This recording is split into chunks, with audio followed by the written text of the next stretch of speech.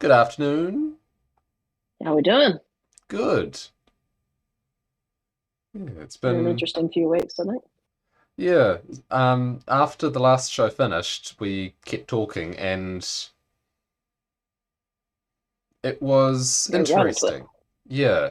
Things got a bit more in psychologically intense than anticipated and um not sure whether I'm glad it wasn't being recorded or not, but I think it would be good to talk about it. Yeah, I think it would have been amazing to have recorded, but it was a really vulnerable moment. Hmm. Um, I haven't actually seen anything like that before. Um, I've been well aware of it due to my interest in psychology and readings and stuff like that. But to see someone go through a transition like that is, I don't know, it's sort of hard to even be there. Yeah. Like you have a real sense of uncomfortable. Um, it would have been an amazing thing to have on camera, but at the same time, some things are probably best private, and there's probably a good reason that it didn't happen on camera. Hmm. Yeah. Yeah, so to try and go through in chronological order, leaving out a lot of what was in the chat because I didn't take mental notes of everything we said. But And it's been a little bit of time, so I've sort of forgotten a lot. yeah. Uh,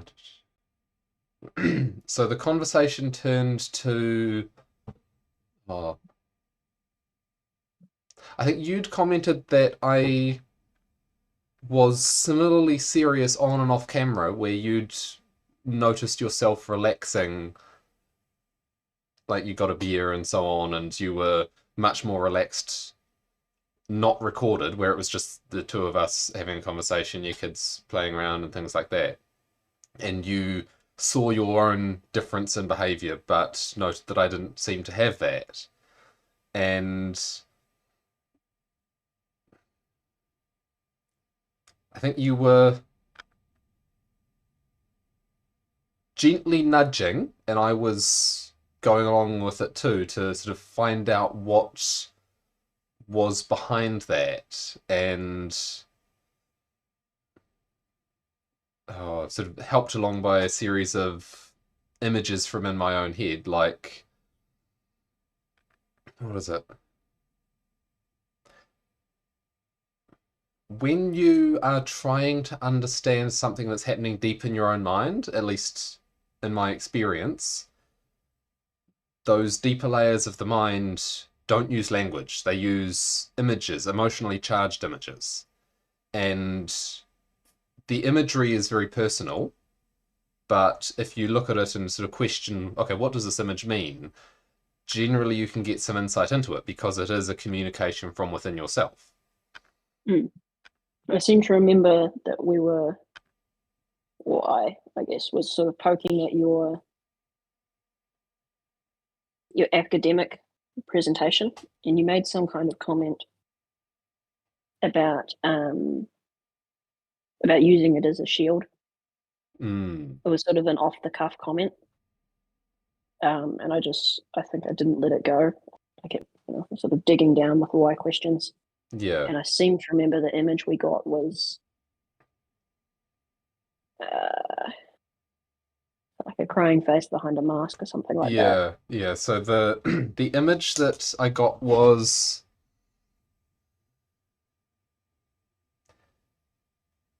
a mask, or the glimpse behind the mask that I got in image form was of a rictus grin, like someone with a grin almost pinned to their face, with the top of the face sort of shaded, but tear tracks visible coming out from below it. And that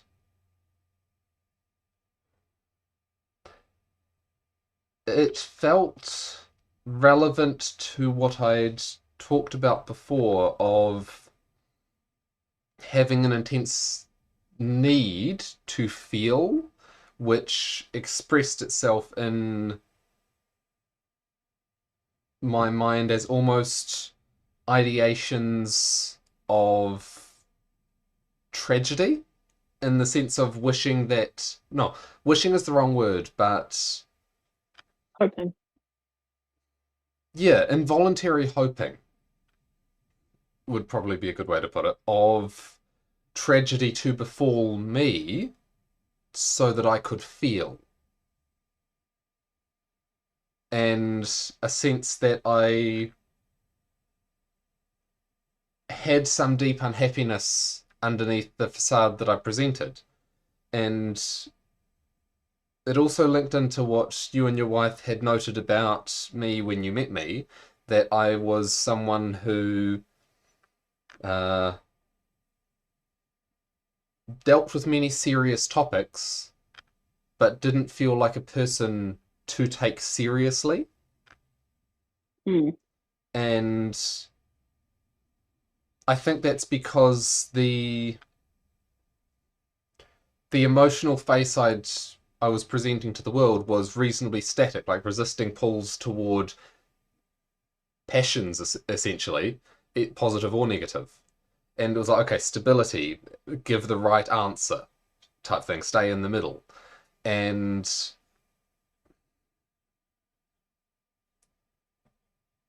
through the process of poking into it, I could feel where we were going with the conversation for quite a while before we got there, I think, which makes a lot of sense in the sense of if you're moving towards something that feels very vulnerable, you're very hesitant to do it. You don't just dive in. Like that's Mm. there's a fear Yeah, there. there was some serious resistance Mm, from your persona at the time to approaching that conversation. I had yeah. to push pretty and dig pretty hard, which I'm not entirely sure that real therapists or psychologists can actually do under their Mm, professional mandate.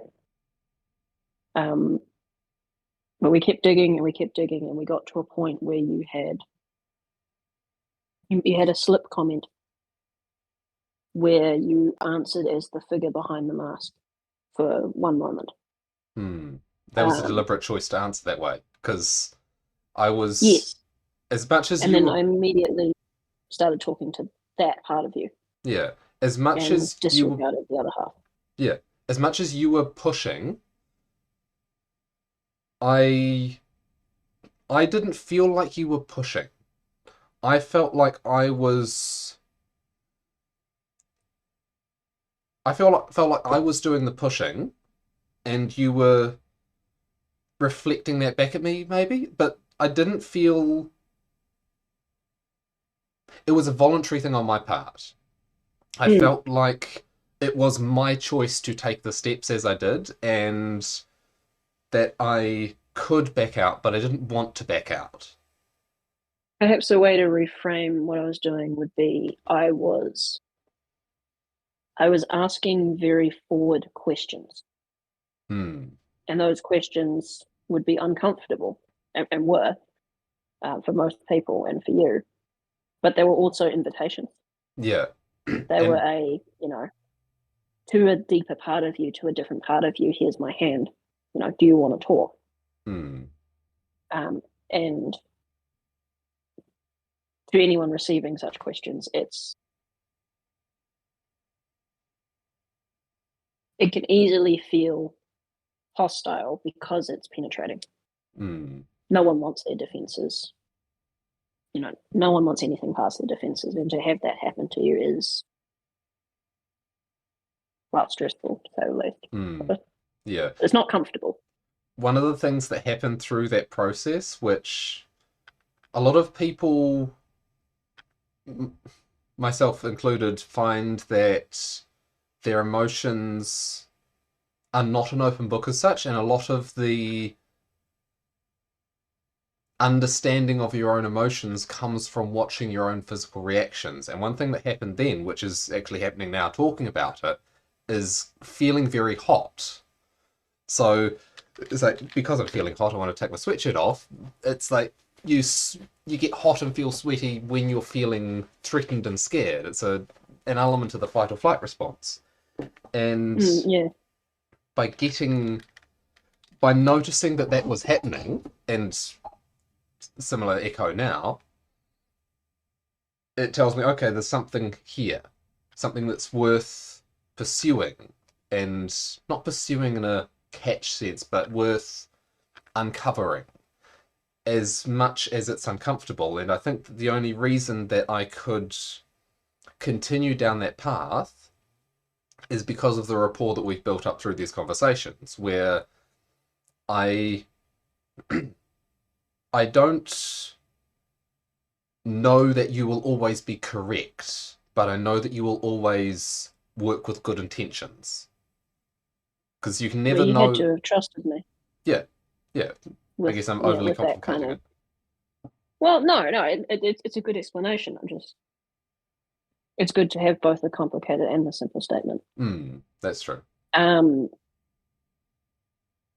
so I feel like we need to be more descriptive with sort of Yeah. going around the edges of it. You had this moment, you had this slip, questioned, and it was really strange. You got to a part of yourself that was effectively a child. Mm, You were stripping away the layers of what you had described as a defense that you had built for yourself. mm, Um, and this lines up with the experience that I had with my wife, and we've talked about that. There was this part of herself and a part of yourself that you built to defend you against the situation that you had in your life. And in doing so, it became sort of the one in the main seat mm. of the personality. At And least from the you had this outside. opportunity. Yeah. And well, I'd say even on the inside, truly. Mm, Because you didn't know super consciously that it was occurring. It was sort of a revelation to you as well as, which I think is why it was so rocking. Like you were, mm. I don't know if you're aware, you were shaking pretty hard, and there was a period of I don't know 15 or so minutes where you had dropped your head and closed your eyes effectively, and you wouldn't look up. You Mm. didn't want to see yourself in the camera. Yeah, I didn't want Um, to meet your eyes. Like, the feeling at that time, like, because I'd. It's hard to describe in detail the process of getting there, mm, but when I was there, it felt like, if you think of the pictures of a fetus floating in the womb, like the tiny floating in the huge, right? That's how I felt in my own body at that time, because I'd moved my sense of self perception or self identification from the way I normally interacted with the world to what was inside that. And it was a slow process, and each step was probably in a real sense terrifying. you looked pretty scared. Because, sorry? You looked pretty scared. Yeah, it was, yeah. Well, my physical reaction probably describes more of it than I was able to perceive. Like, I froze up for, Mm. as you say, a solid 15 minutes. And in that time, it was building up the confidence to exist in my body, in a sense. Like, I Mm. was, I felt tiny in this huge expanse, and then I gradually sort of I gradually stretched out to fill it again. Like taking ownership. Yeah, where before the filling wasn't. It was like sitting in a tiny cockpit and having some input to the controls. Like I was sitting at the keyboard rather than controlling the whole thing. And we talked earlier in that same conversation, I think, about how I felt disassociated from the other aspects of my personality. And Mm. that I thought of myself as the intellectual sort of commander of it, the the orchestrator, the conductor of the orchestra, rather than the orchestra itself. And like I could see my emotions and I could see various aspects of the self, but I didn't identify with any of them. I was the one looking at them and sort of negotiating. And this was stepping a step deeper to see what was behind the conductor. And when I sort of slid into that state, like you asked me how old I was, and that how old that personality aspect felt. And I replied that I was 5, which it's sort of an arbitrary answer, but that's the answer that came to mind. And the theory Your that, vocabulary matched, which I thought was really interesting. yeah, Just as a side note, is that when you said that statement, it was clear that your language was that of a 5-year-old, effectively. And we progressed through this conversation of you feeling your space and feeling like your body is yours, as you described. And each sentence that you said was more advanced than the last. Whilst you filled yourself in this way, you also, it was like watching someone age from 5 through to 30 in a matter of 10 minutes. I Just don't in the conversation style, it was really interesting to see.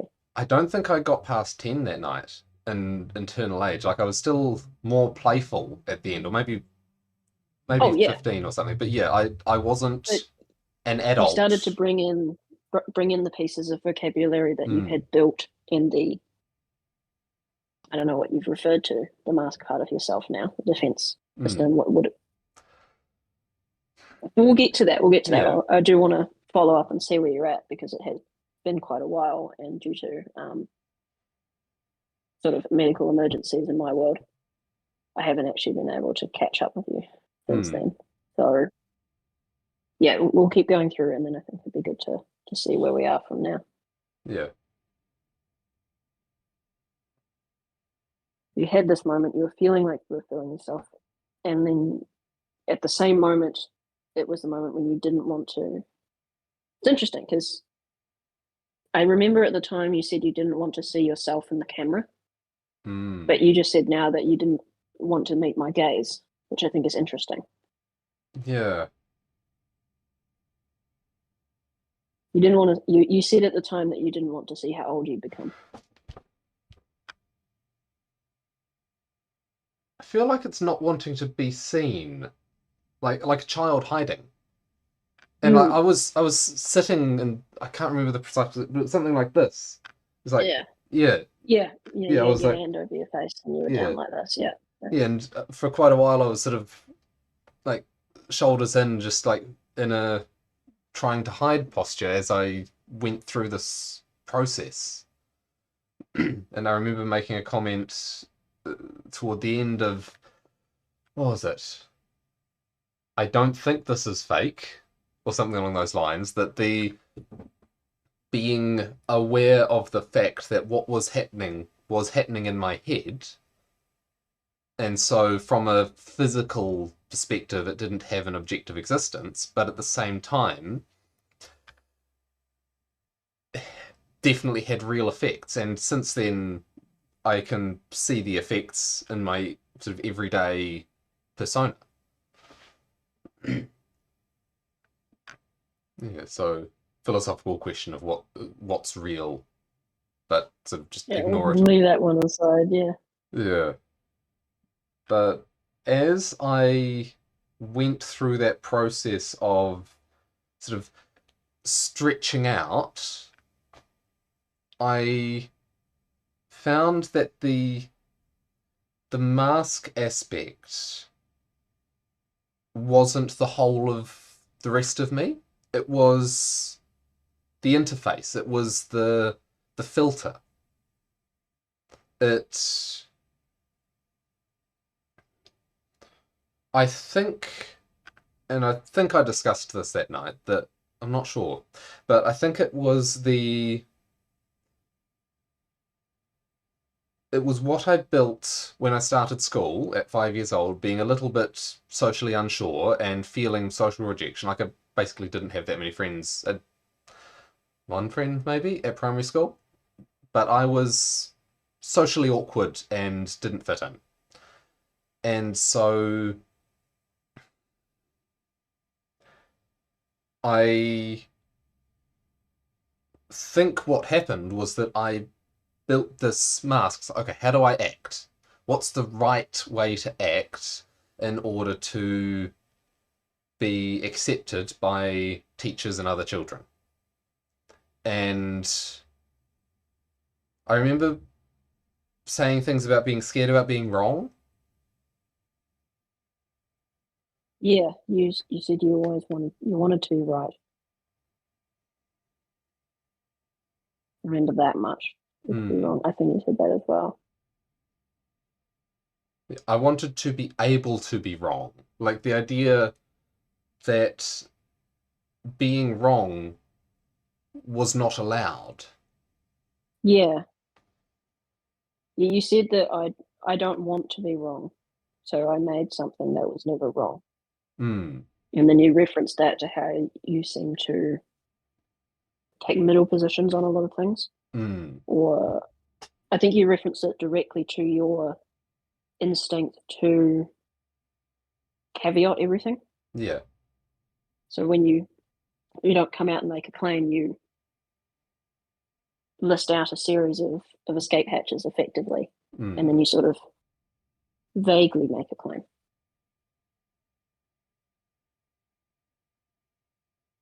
Hmm.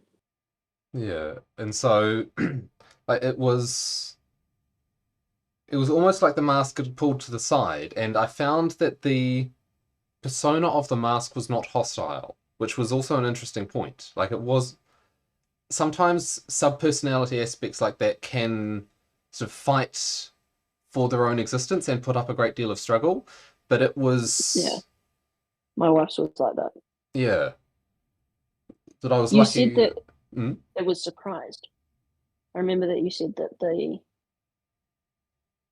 you could sort of feel him in the background or communicate mm, with him in some way. You said that he was surprised to discover that you were there, mm, and upon discovering it, immediately ceded authority to you, which is how you described it in the moment of going. He was shocked and immediately went, "Okay, you know, I'll help. yeah. You're in charge now." It's not so much that, what is it? It's not so much ceding authority as realizing he never had it to start with. That it's Mm. kind of like the metaphor that comes to mind is someone, oh, the prime minister not knowing there's a king, if that makes sense. And then the king shows up. It's like, oh, you're the boss. Yeah, you've got the crown. I've got the crown on the wall. You've got it on your head. And it's like, I'm the boss. I'm the boss. Oh, I didn't know you were there. And you're the notional figurehead that I'm representing, but now you're actually present.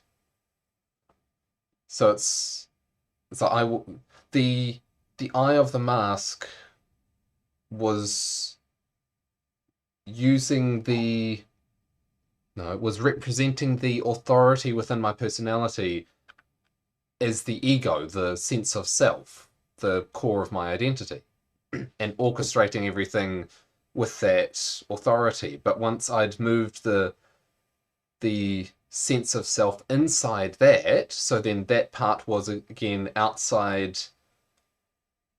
was outside that center of authority, then its pattern had always been to coordinate the pattern of the behavior, the pattern of the rest of the self under the hierarchy of that central authority because of the potential dangers of individual aspects running rampant. So then once it found that it itself was not the central authority, the decision making core, it was like, oh, my function is to coordinate from the authority of that core, and Mm. if not to take control from that core, it becomes a part of the chain of command. I think it's very interesting that it gave up grip on power without a fight. Um, It slid I only say sideways. that because of what happened with my Mm. wife, but yeah, it's like it realized I'm not actually the center of the being. Mm. It had identified itself as the me, the I, whatever you want to call it, That and has then both the realized no, power and the actually, authority, the power and the yeah, it's responsibility. And it's like, oh, I don't have the responsibility, and that's almost a relief that it doesn't all rest on that aspect. I guess I'm having some kind of trouble with the power and responsibility, authority terms that you're using. I don't understand why, but for some reason I feel resistance to accepting the idea of power and authority within the self over other parts of the self. Now, in saying that, obviously, it's true in many circumstances, but Mm. yeah, I'm not sure why I have a resistance to those words. Just thought it was worth noting that as I Mm. caught myself pushing back on the ideas. I think from the perspective of integrating the personality, the idea of certain aspects having authority over other aspects is, in one sense, like one spouse in a relationship being a servant to the other, being under the other's Mm, control, where the language in the Bible does talk about, say, a wife being subservient to her husband in some aspects, but that's like a master servant relationship if it's taken out of the context within which I think it's intended. Whereas if you have a partnership, it is two dissimilar but complementary and different whole halves uniting to make a better whole. And both halves together act towards the betterment of that whole rather than climbing upon the other to reach greater heights. mm, And like think that I've before that I had felt like the my center of awareness had the responsibility to keep the more wild aspects in check.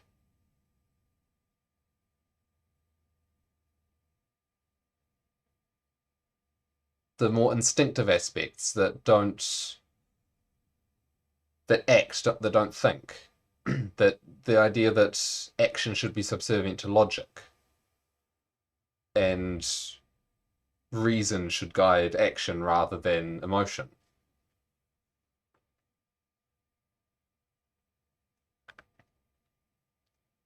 mm.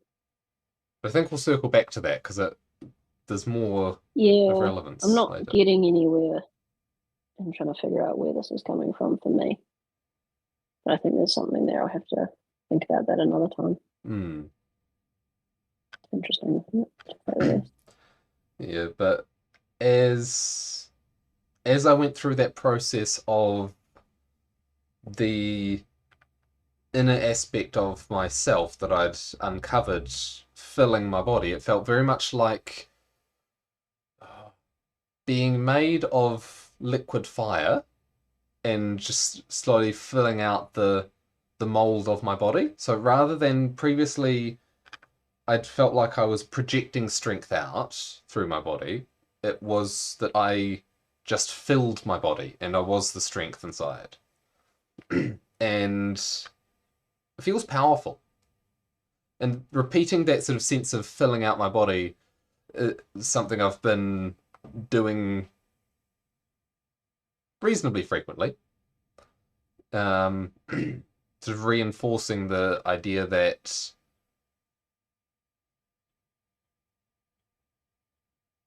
the I in the middle, that I do express myself fully through my body rather than having an intermediate filter. And also, I had a second aspect to that, but it ran away. Um, yeah, This is a slippery subject, for yeah, sure. Digging at the core of what it means to be you. mm, And for anyone who's explored that in themselves, that language starts to fail pretty quickly.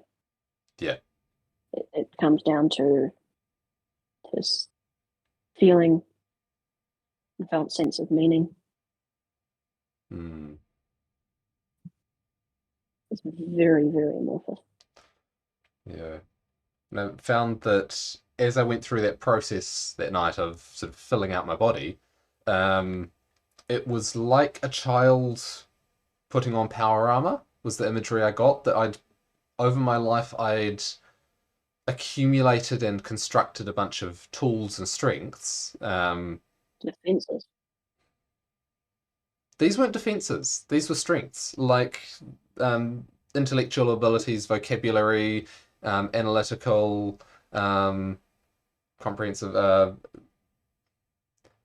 emotional development, and so on. The various aspects that I'd constructed over my life that weren't the mask. The mask was the filter between me and how those bits acted, but I was taking direct control.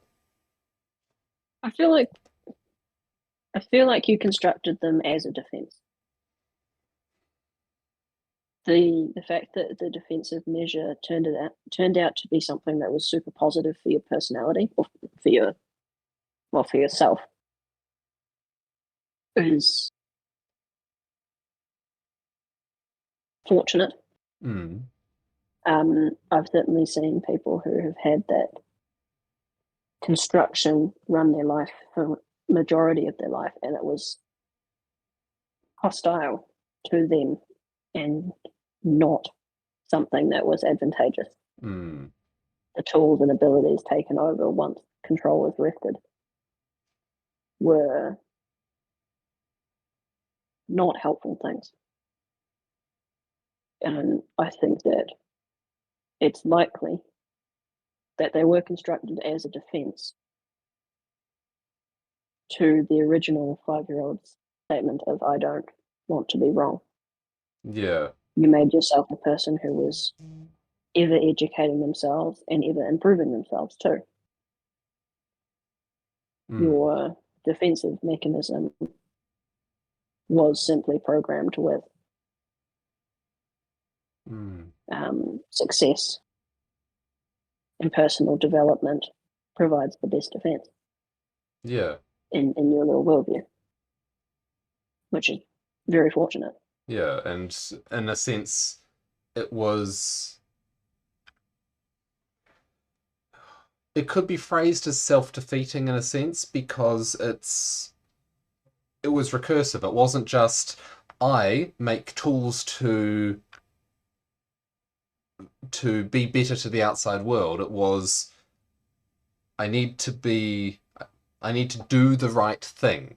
To do the right thing, I need to become more. I need to become better. And so the need to improve was also directed inwards. And so like the whole process that we've gone through here is a consequence of that, and then that in the sense of over past conversations, and then that led reasonably naturally towards the sort of uncovering that I went through that night. Hmm. Not saying It's it's interesting how inevitable, but I wonder how much it is the case that in order to have this kind of uncovering, the mask portion of a personality needs to be convinced to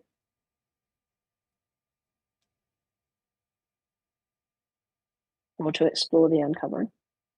mm, Like when you try and help a person who's in such a state, perhaps trying to reach inside and speak to the personality behind the mask is not going to work unless you've managed to convince the mask in some way to mediate that conversation or open the door, Yeah, because it's always built in the wall. Um, the mask's not going to let a threat in. yeah, and active questioning of what's behind the mask is 100% a threat, because the mask is there to protect the vulnerable, and shining any light on the vulnerable whatsoever, regardless of how kind of compassionate it is still threatening. Hmm. But you can only really invite it out. Yeah, Or yeah, it make. has to be invited out, but perhaps the defensive mechanism also has to be convinced that it's a helpful process to be inviting it out. Yeah, that makes sense. Like negotiating with the guard, saying it's actually a good idea that you let them out for a little bit to at least see the world. Hmm. That's interesting. Well, I think we've gone through this about as well as we can. Hmm. Um, Unfortunately, it was a couple of weeks ago, so I think both of our memories are a bit foggy on the fact, which is unfortunate, but it's how life is. One How of about the. we go into how you're doing now? Sorry. Yeah, well, basically, yes.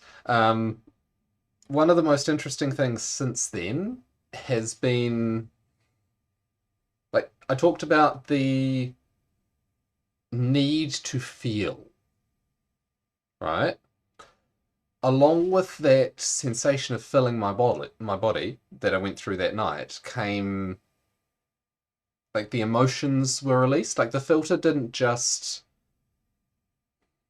it filtered out and suppressed wrong emotions by its own definition so that I would be technically correct, not overly passionate or anything like that, and sort of a nice neutral, a sort of defensible middle ground. And since then, um, like at the end of that conversation, I was feeling very happy. Within the context of the metaphor, I was feeling happy to be out, happy to be free, and that the world wasn't the danger that had been feared. That Mm, I discovered that I didn't need the mask. It's like the mask is a tool. Like if you meet a combative and uh, what's the term? An aggressively negative person, adversarial. That's what I was looking for. If you meet someone who's very adversarial towards you, sort of like you don't deserve to see the real me. I'm going to use the tools at my disposal to deal with you appropriately. And it's like, okay, Mask, you can close off this person. We have no interest in letting them in. Um, I don't know if that's the best way to be, but it's the current conception that I have.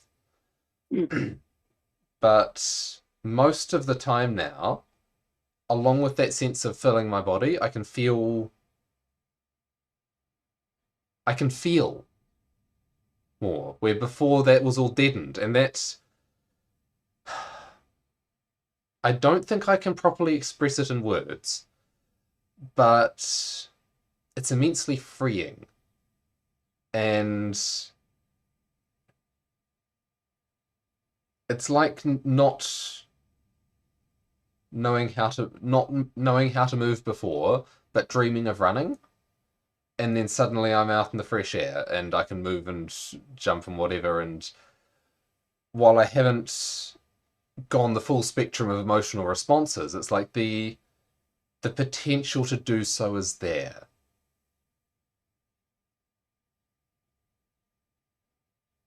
mm. And I also got an image of like a sense of the different personality aspects starting to overlap. Like not all one, but like a multi-exposure photo of the same person, just sort of overlapping and coming together towards one. Mm, that's a good sign. Yeah, that's what I thought. It's hard to know where to go, isn't it? They're Yeah. fascinating to me. I really must do this as a profession one day. I can't help but be curious and just notice myself asking effectively academic questions in Mm. the middle of this. Um, we can talk about that later. Um, another time. Mm. I seem to remember that we advised you to write something down before Yeah. you went to sleep and to try and remember your dreams from that night. Um, did anything come of that? In the writing, I tried having a conversation between the two aspects. The inner aspect had terrible handwriting. um, well, I think there's your proof that it wasn't bullshit. Mm. Um, It's interesting, that'd both. be amazing to see.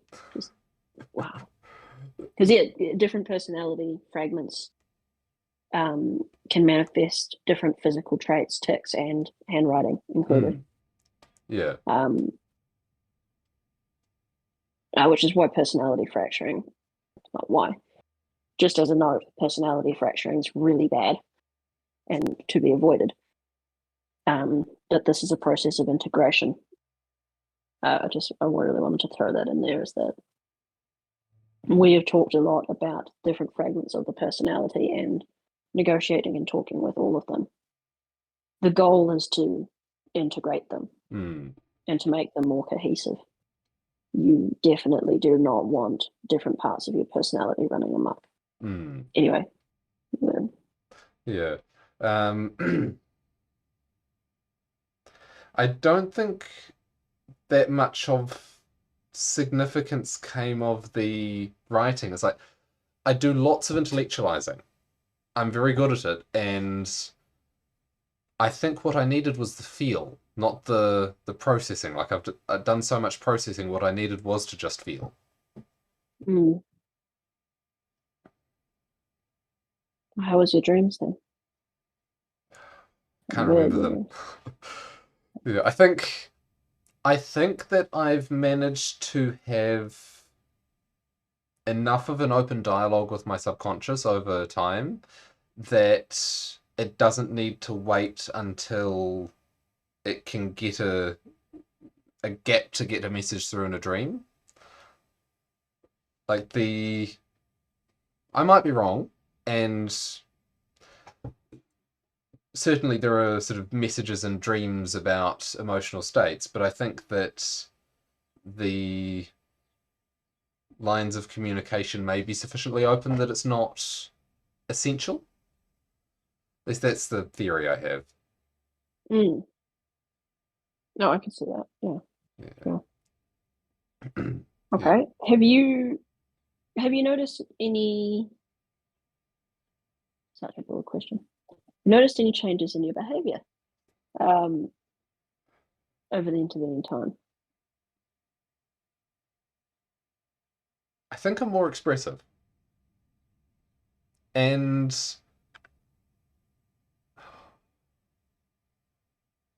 more confident.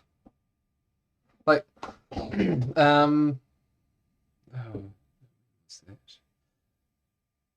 I've been working on my self confidence for a while in an effort to develop my own masculinity because as a child, I'd decided like the mask was trying to filter my behavior in order to be right and correct, whatever that was. I had similarly decided that I wanted to be good, and that desire to be good had informed a great deal of my personality construction. And so I'd Mm. excluded the potential for raw aggression and malevolence, which in one context can sound like a good thing, but this isn't the this isn't excluding punching someone in the face. This is excluding the potential to stand up for yourself in any meaningful Mm, sense when there's any opposition. The even in a verbal sense, that was sort of excluded. It was a negotiation, yes. Actual verbal conflict with someone who actively disagrees with you, rather than like having friends where you argue about a point in mutual effort to achieve better understanding, like we do. That's not conflict. That's fun. That's a game.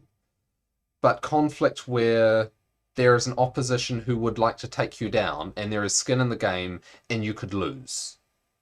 Like, skin in the game. That's what I was going to say. In real conflict, there's something at stake.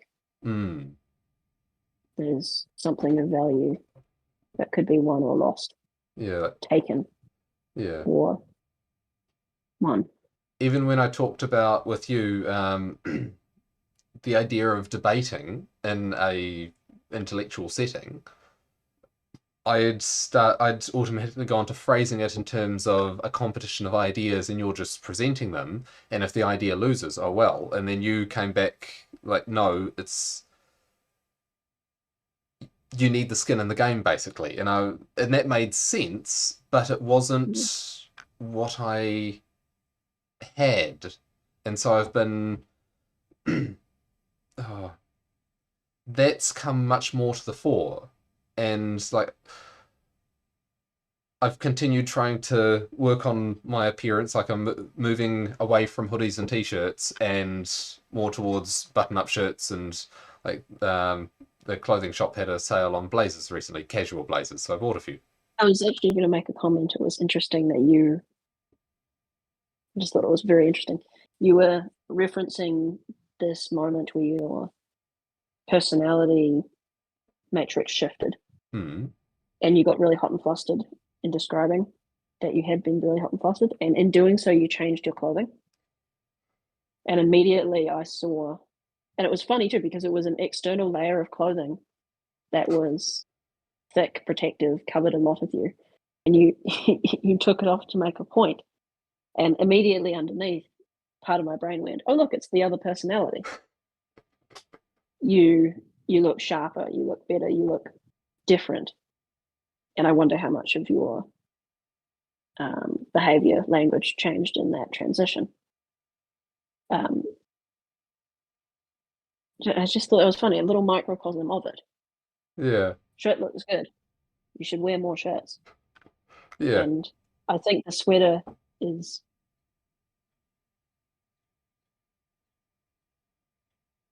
you seem to me to suit formal dress.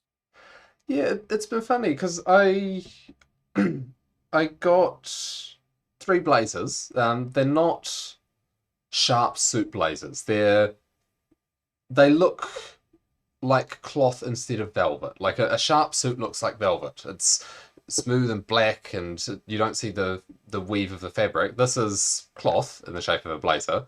There's one black for more formal stuff and two green, so I can swap between them. And I'm basically thinking I'll swap that instead of wearing sweatshirts.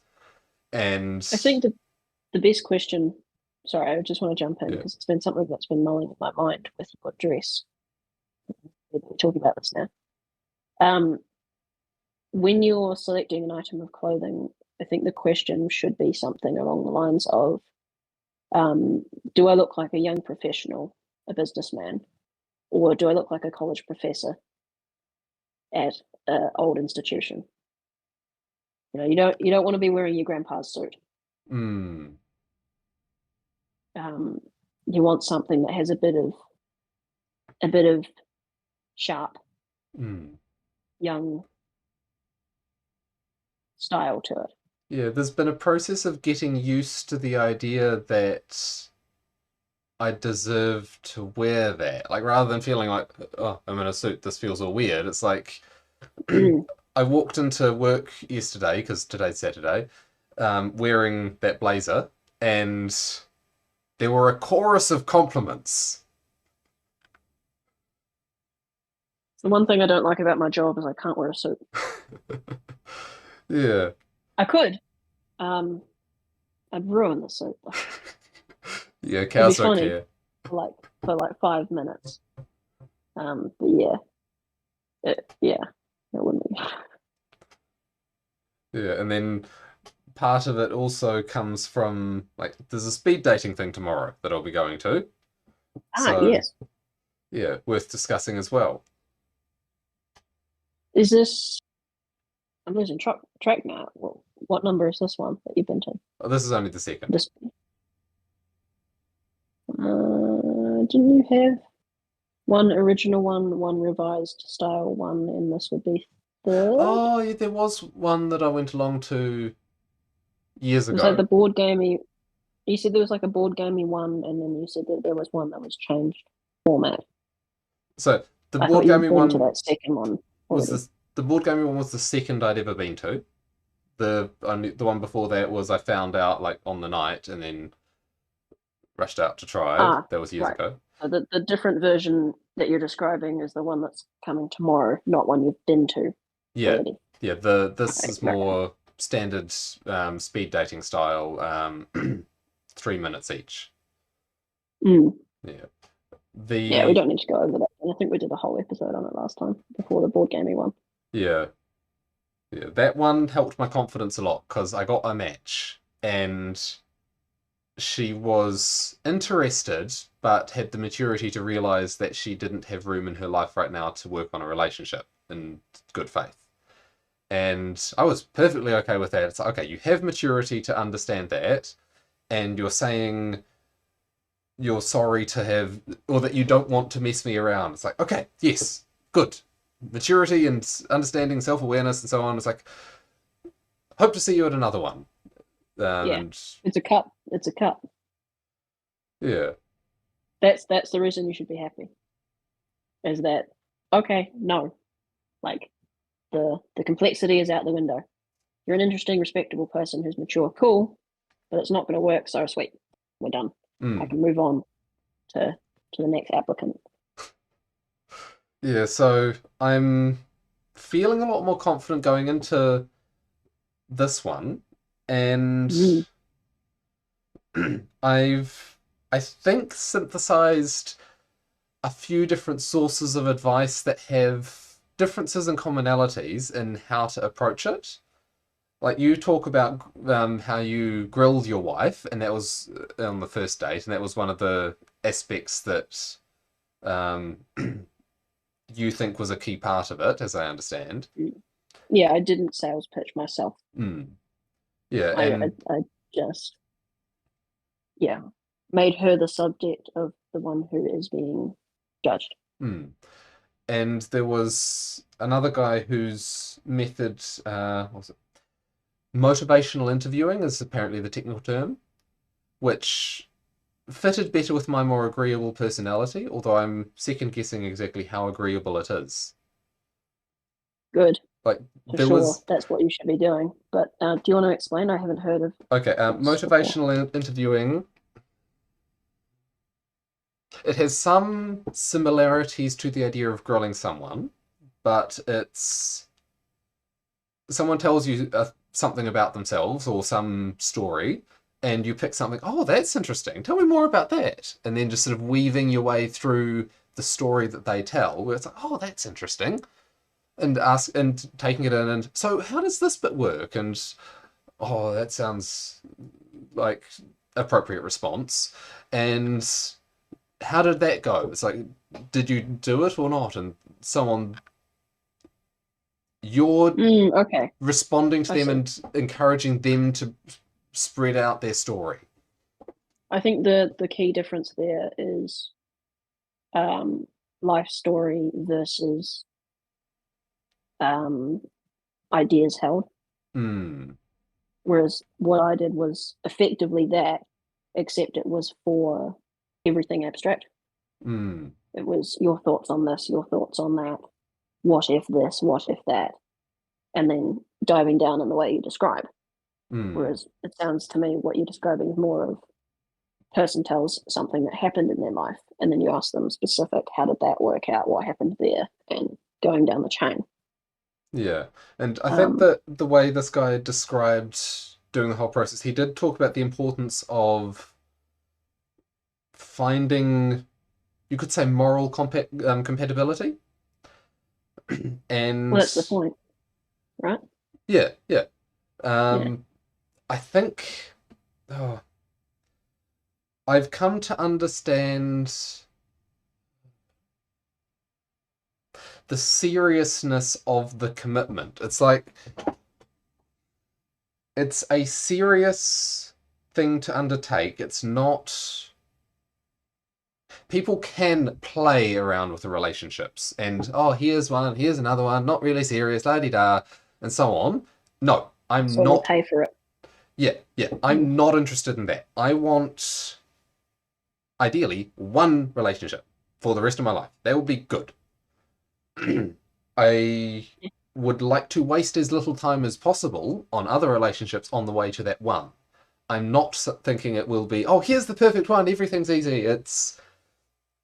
I realized Oh, recently that the fabric, the social fabric connecting men and women in our society has broken down with all the challenges it's had. Some challenges over the past 50 years or a bit more were well founded.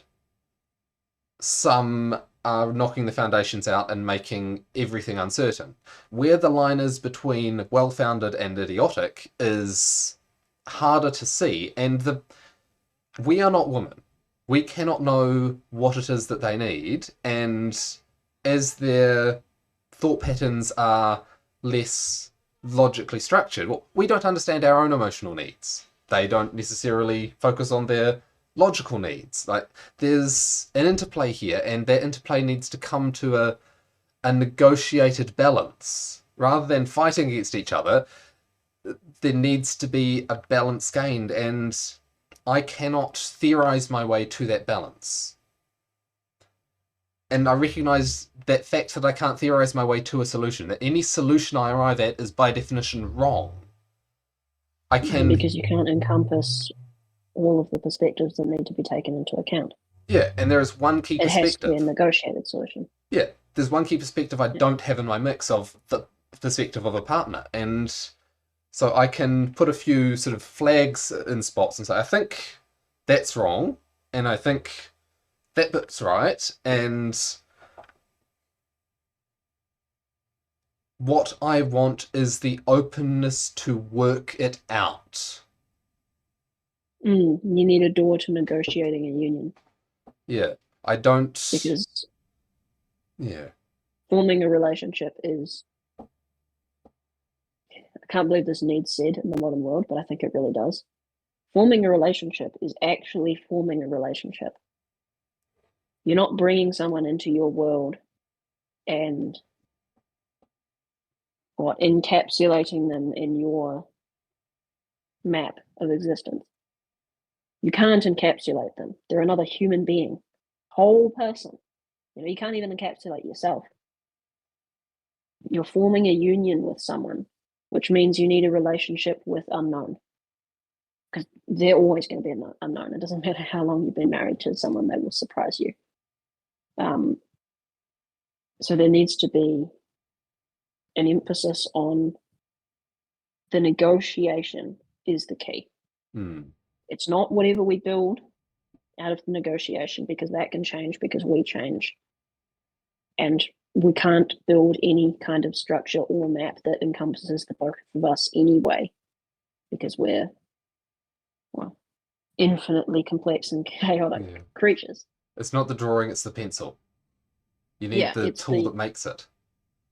it's the tool, and the tool is the negotiating principle, Hmm.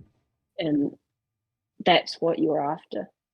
Can you negotiate in good faith, in honesty, without manipulation?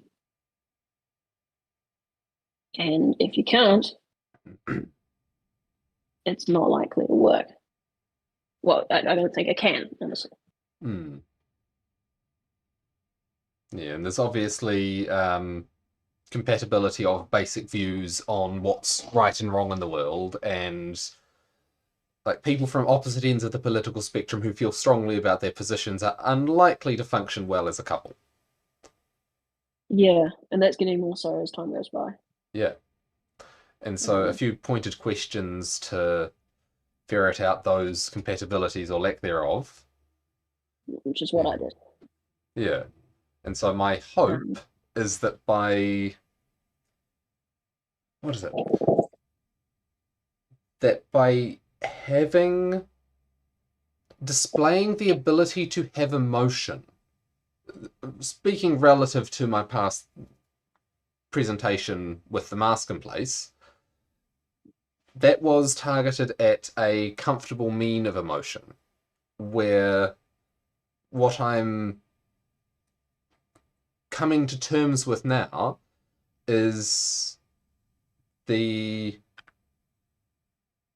the ability to be angry, to be sad, to be happy, to it's been really interesting listening to emotive music, basically pop music, but there's good stuff, there's not so good stuff, and so on. But something I've found recently is the idea of responding to the music rather than participating in it.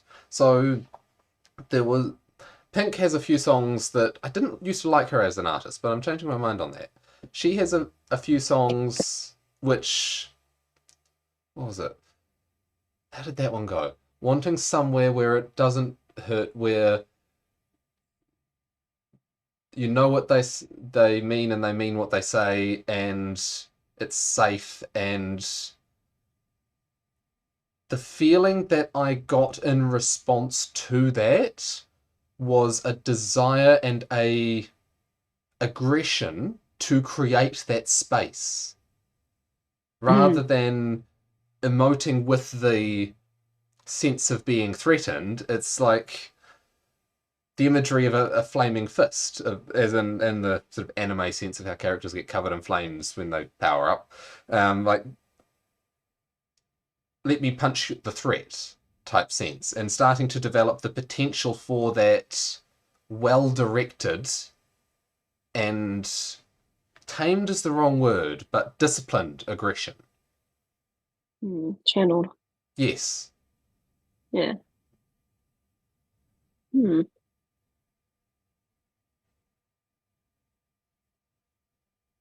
Yeah. And so my hope is that the the thing that, or at least something that I've been missing that will hopefully make me more attractive as an individual is that not just being a happy median who doesn't shift, but showing in small ways, which happen in conversation, that I will act for what I care about.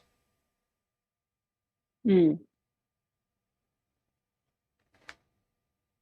The implication being, if you become someone I care about, I will act for you. Not in a you do nothing sense, but in a for your interests. I think it'll be good to keep in mind all the advice that you've gotten when you go to this thing tomorrow. All of it at once. Yeah, have it there, but I would advise you not to follow any of it. Hmm. I think you should have it all bubbling in the background, and when you sit down, what you should do is feel. Yeah. Open yourself up and allow yourself the possibility of, because you can't sit there stone cold and manipulative. No. Because even if that works, it doesn't work. It's Yeah. not what you're trying to do. You need to sit there and open yourself up. And I'd say you should chase the sense of meaning Hmm. because that's the best guide you're going to have. And my other advice would be it doesn't matter who it is that you're sitting in front of or how many different women you sit in front of during the night. you should genuinely try to cultivate a spirit of love towards her. Mm. Like you actually care. Um, this is something I haven't talked too much about, so I don't know really at all how other people think about it. But myself, I am able to feel love towards effectively anyone Mm. on command. Um, and it's the best I can describe it. And I don't know if that's a thing that everyone else can do or not. I'm just sort of hoping it is.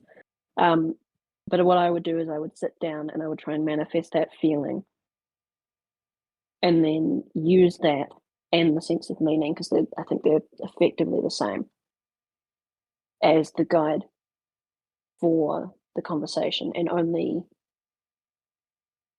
do what is engaging to those two intertwined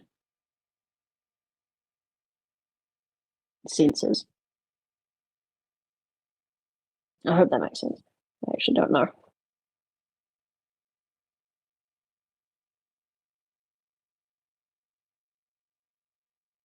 I get what you mean about the sense of love, I think.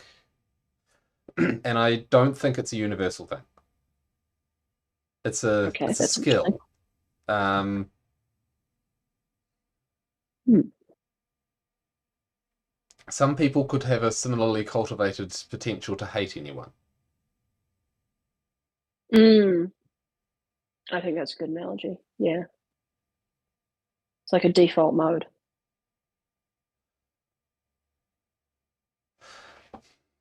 More than that, though, In a sense, I suppose all strangers are one being to the psyche. oh So how you feel yeah, about a stranger is how you feel about everyone until mm, you form a relationship with them. And if you come out of the gate with that as the initial thing, then not only are you going to have that feeling towards all strangers, because it's one, you'll have it towards the people that you form relationships to with as mm, well. And therefore it feels like you can have this with anyone. Hence my mm. weird Like sense of it. No, that's good. Anyway, the you seem to have discovered something. oh, a couple of things. Taking off what you just said there, I'm not sure if it links straight into it, but the idea of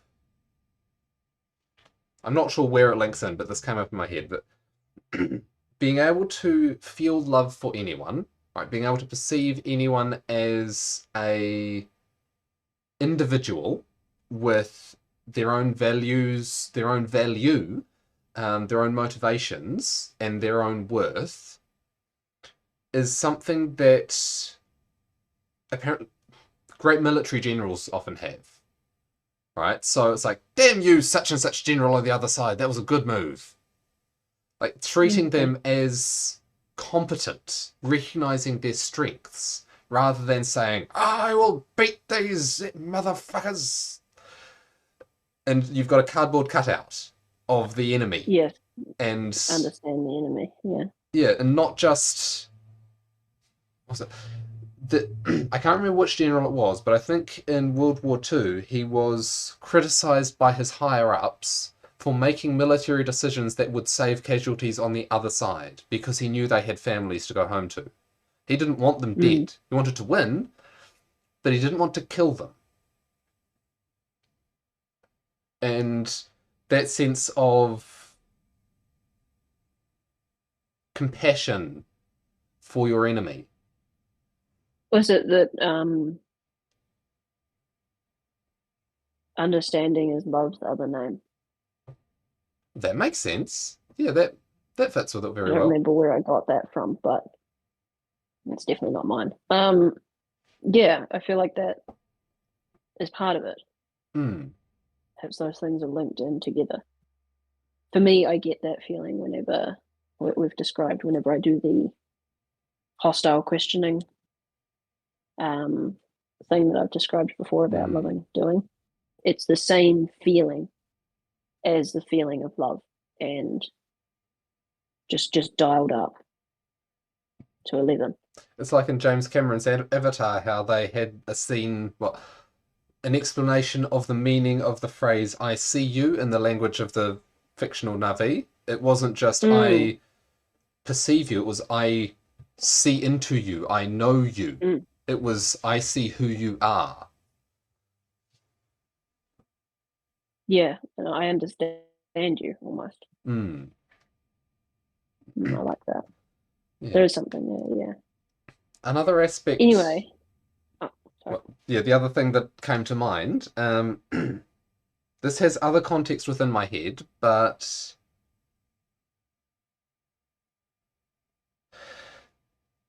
if you have your emotional structure static, right, with almost algorithmic, like you have positive feelings for your loved ones, you have negative feelings towards hated people in the world, and your feelings towards others could be almost predicted by a flowchart Mm, or a checklist. yeah, it's an Um, if this then that setup. yeah, it's not voluntary. But if you look at the development of life on Earth, like you start off with, let's say, insects as a starting point, and they are, in a sense, little robots. Right? When they walk, they're following a specific pattern, and they walk up walls because their feet have hooks and they're light enough that they could just climb up and things like that. Um, and they have very simple brains that process things in relatively simple ways and so on. As you get up through the sort of higher life forms, like into mammals, and larger mammals and primates, and then into humans, physical action becomes less deterministic and more voluntary. Like you look at a parkour runner, that's a good example. They are processing their environment and deciding in a practiced but conscious way how to react to the environment in every second. As opposed to a horse galloping or even a person running, the actions are repetitive and simple and you can ignore them. In the same way, you can have an emotional structure which is algorithmic and predictable, or you can have an emotional structure that is built to be deliberate and voluntary. And Mm, it's like emotion doesn't just mean that you feel a response to the stimuli around you. You can choose to feel love, just like you can choose to reach out, carefully grip something in front of you, and lift it up. You can make those voluntary choices, and just because emotion is not spontaneous does not mean that there is not beauty in it. You can still have spontaneous emotion or choose to not feel a way that you might spontaneously feel. Like if someone cuts you off in traffic and you see them turning around to um, make motions to a child to stop distracting them and so on, it's like you can choose to let a feeling of anger come up about them, or you can say, okay, they've got it a bit tough. They're dealing with it. Children try the best of us. I hope you get through things okay. I hope you manage. God bless. However you phrase that sentiment in your own mind. You can choose how to be. And the idea of on demand cultivating love, it bears some similarities, I think, to actors who can cry on demand, possibly as method actors. Like they are playing their emotions like a keyboard. But this is different. This is not on and off at a switch, almost psychopathic. This is, because although, there's a connection to the self. hmm, it's I choose to reach out this emotional Mm. I hand. would say that the actors are more dissociative. Hmm, They're they construct, Embodying the emotions without experiencing them, yeah, they something like that. construct a personality shell and then Yeah. embody that or empower that. Rather than being able to on demand call up a part of yourself that's genuine Hmm. and embody that there isn't a fake there. It's interesting that we've sort of wandered into mindfulness. All of this stuff is sort of around the edge of what it means to be a person who is automated Hmm. or a person who is, I don't want to say reactive because that's automated, actively engaged with the Deliberate. world. Yeah, conscious Yeah. is a word for it. But I think that Um, it's used for it often. It's almost, in one sense, often overused, but I think it is correct. Like you are yeah, consciously aware of yourself and others, and you consciously choose how to react. I think that's why mindful is a good word, and that's what the Buddhists use for that reason. Mm, Being centered, being present, and being aware of your decisions. mm. You referenced before the idea of building personalities like algorithms, and I sort of had this moment of, dear God, I wonder how many people have just built scripts that they're living. You build a script Yeah. and then you hide from the world, and the script becomes a mask, and then it acts out in the world, and you're sitting in the background, like not engaged. Yeah. How And many people on the planet are doing nothing but running their script? God, that's miserable. Yeah. So you can be running your script, driving a Ferrari with a beautiful girl sitting next to you, Those with people are never happy, by the way. For like anyone listening, the guy with the big house and the big car and the beautiful girl, he's miserable. He feels mm, nothing more than being alone. It's a cage, not freedom. And then he'll go on TV and tell you about how amazing it is just to make himself feel better. Just like the yeah. women who sleep around. It's the same thing. This is so great. I feel so great, aren't I? So liberated. And inside it's crying, going, I hate it so much, but I have to justify it to myself because it's too late to go back. Well, I think there's also a lack of a true awareness that there is anything else. Like you can only see what you've experienced and everything you see is through your own lens, through your own I feel like when you construct. have pain, like I feel like when you have Oh, deep pain, you should probably be able to take that as a hint that something's probably not right. yeah, the pain is real, but it's quite easy to associate the apparent exterior causes of that pain with the thing that's wrong. Yeah, Like, yeah, I need another car. Oh, this yeah, isn't the right person. I need the next one. yeah, yeah. The pain is the fault of this, and then this feels good, so I'll chase the thing that feels Yeah. good. Yeah, But if only I get X, then the pain will go away. yeah, What was that line? It's hard to get enough of something that almost works. that's a good one. I can't get that out of my head. It's brutal. It might have been Gabor Mate. I don't remember. It was a guy who was running weight loss programs for people who were, morbidly obese, Mm. and he had it on a cup in his office. And I don't remember where it was from. It was like a joke, and he didn't realize until like 15 years later how absolutely brutal that was. Because it was the point of when you're suffering from pain and trauma, and you find something that makes you feel really good but doesn't quite fix the problem, you'll just keep pressing that button until you die. And if And someone, that's all addiction right yeah, there summed up.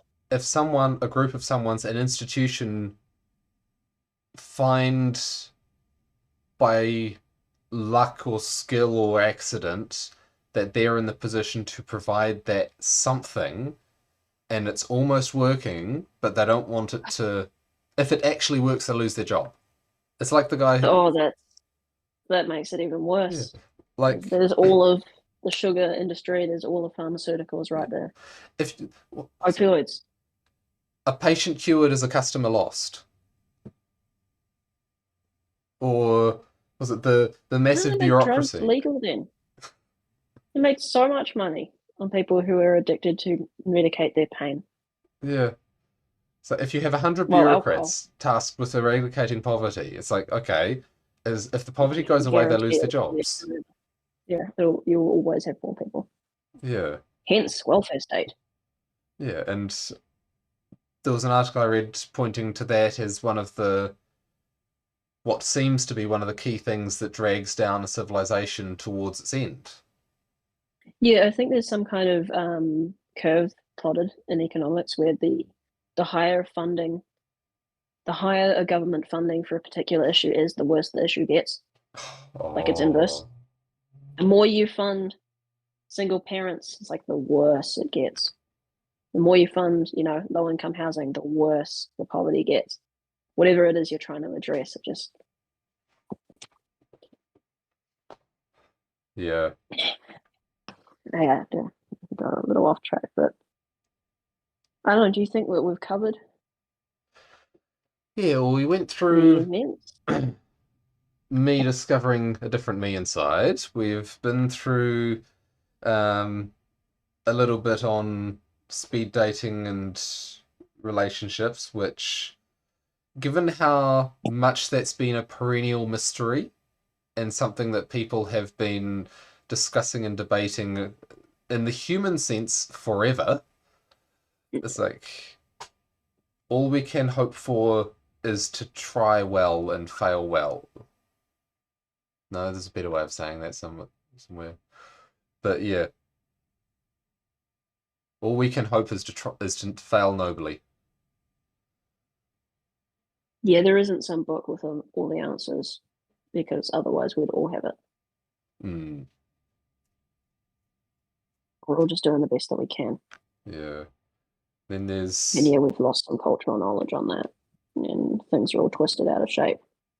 And we don't know how to navigate it because we haven't twisted it out of shape in this particular way at this particular time before.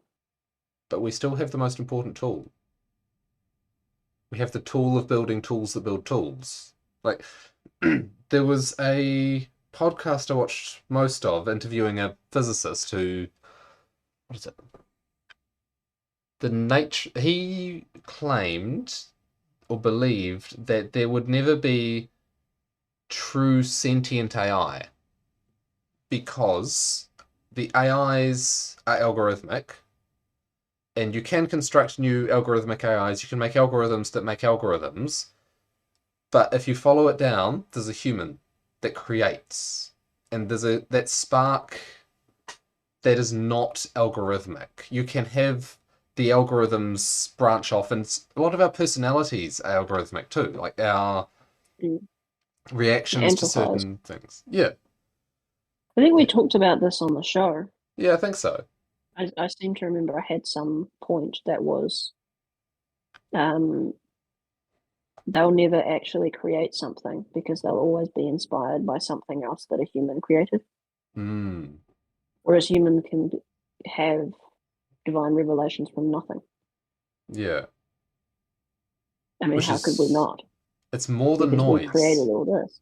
Yeah, Yeah. it's and like Yeah. that's the tool that I think is the spark of hope, in the sense that there are all these difficult to understand problems, there are all these challenges that we face, and many of us will be clobbered by those challenges in the upcoming years, and both on the civilizational scale, the country scale, the individual scale, we will meet challenges that knock us over. But we have that spark which we can develop too, but that spark lets us take what's happened and build a little more, and take what's happened and build a little more. You, the more mistakes you can understand, the more you can build a structure of self, of community, of society that can deal with those mistakes. And the ground's shifting under us. So what was right can soon be wrong, and what was wrong can soon be right. It's what we as humans do. We And that's the evolved for key. it. That's the key in understanding messages of personal responsibility. Mm. People always rail against it, thinking, how can one person change the world? And as soon as you're thinking about yourself or an individual in an atomized sense, which is funny because it's the idea is personal responsibility. As soon as you're thinking about an individual person, you've missed the point. Every single human being has massive amounts of problems that beset them and are crushing them. But that means that if people in aggregate dealt with those problems, then problems would be dealt with. Yes, you may be crushed by this, that, or the other thing, but the point is that everyone else is, and all of these things are challenges for you to overcome. Problems right there for you to solve. The point of personal responsibility isn't that you can change the world by fixing your problems, but to say, like, there's 8-9 billion of us, and everyone has their problem. If you just meet your one head on, and so does everyone else, and what's your alternative? Being crushed by it. Mm. Things will dramatically improve. We have this unbelievable leverage of the amount of human beings that there are. And we might not have it again the way things are going. We're certainly at a pivot point in that. If we were going to make some massive change, now would be the time. And the only way that that's going to happen is individual people getting out of their atomized and scripted routines and acting consciously and going, this is a massive problem that's crushing me. And I hate it. And I hate everything about it. And just doing something about it. Yeah. And something that brought up for me is we've already baked in a fair bit of drop that we don't even notice yet. Yeah. And the thing that brought that home for me today, I was talking to my friend. He works in he works for the company that manages the National Air Traffic Control Communication System. And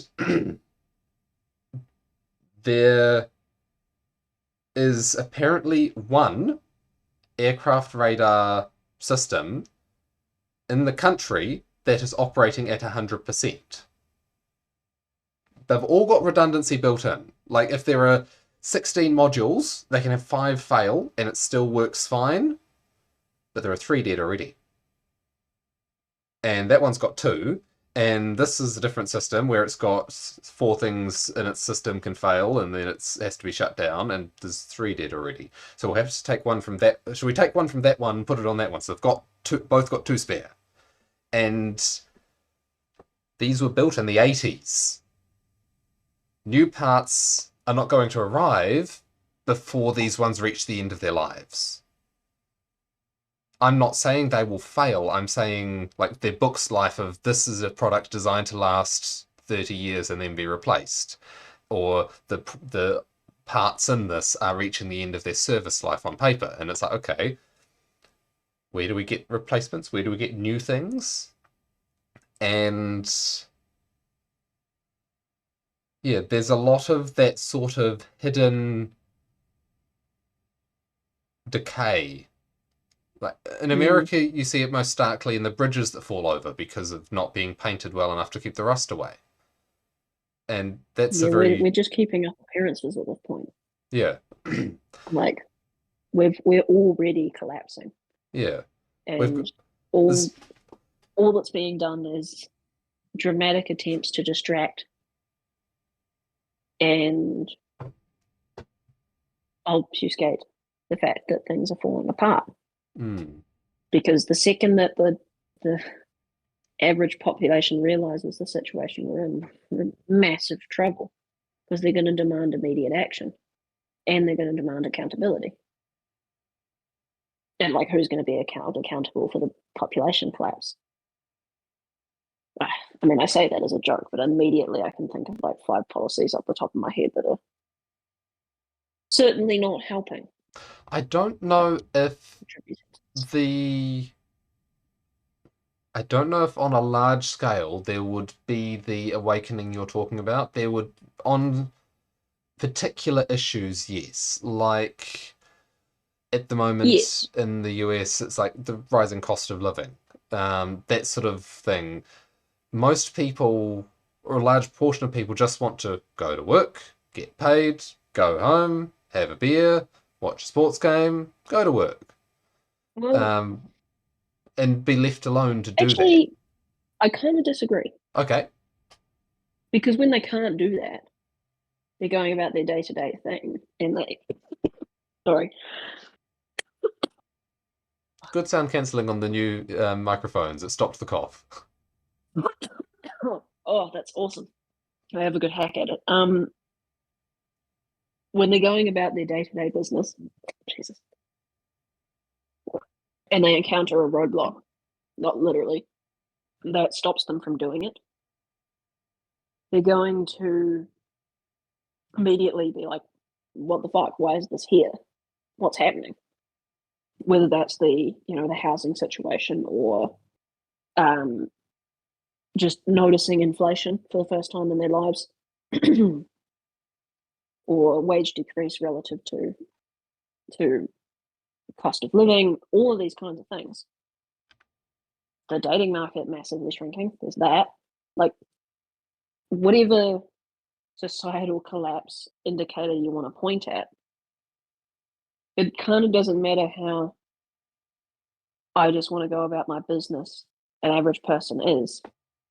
When they can't fill up their tank with their paycheck and Hmm. they didn't buy anything that week except for essentials, that's going to be a moment where someone goes, "Hold the, what's going on here?" And once that question's been asked, it's not something that can be unasked. And this is what I mean is there's an endless series of distractions. Like they want to hide the real reasons why things are falling apart and sort of point at other stuff because it Hmm. takes responsibility off them.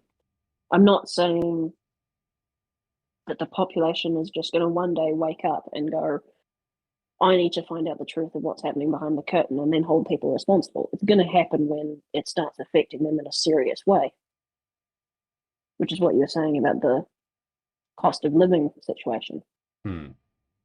Um, and I think those in power are aware of all of these things and are scared to death of the populace coming after the politicians, Hmm. um, which they should be. But because of that, they're doing everything they can to sort of lie, manipulate, and sort of point at shadow Ah, and go, "Oh, it's over there." the latest thing I heard about, or from the comedy show that is US politics, guess who's building a wall? Biden. Yes. Yeah.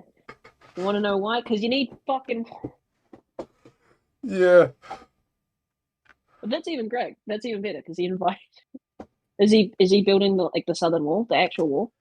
As I what I heard was that he's violating about 40 federal laws to build this wall in Texas or a Texas southern border.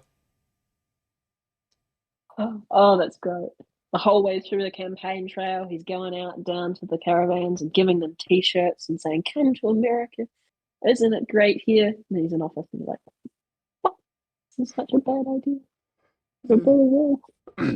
it's like Oh, that's great. apparently Trump wanted 5 billion to build this wall when he was Mm. campaigning. New York City just gave the immigrants that were bused to them by Texas or whoever it was that didn't want them 10 billion. Yeah, there you go. Well, And let's not get into it. We're gonna veer into politics way too quickly. Um, I, oh, I haven't paid attention in a long time. yeah. Um, I've been paying a little bit of attention to the one in New Zealand. Mm, Seeing as that's where I live, um, and being a dairy farmer. Boy, is it all that dairy farmers want to talk about. yeah.